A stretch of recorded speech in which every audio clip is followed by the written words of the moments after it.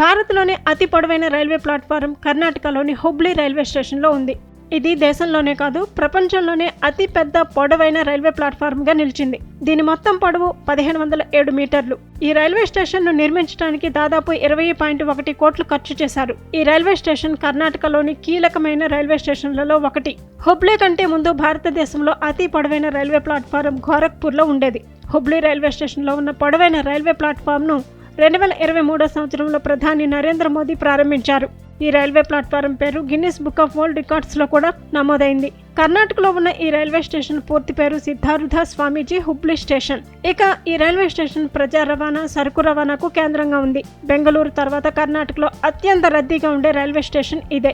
ఈ స్టేషన్ బెంగళూరు, మైసూరు, మంగళూరు, హైదరాబాద్, ముంబై, న్యూఢిల్లీ, చెన్నై, తిరువనంతపురం, గోవా తదితర నగరాలను కలుపుతుంది. ఈ స్టేషన్ 19వ శతాబ్దం చివరిలో అంటే 1886-87లో బ్రిటిష్ కంపెనీ ప్రారంభించింది.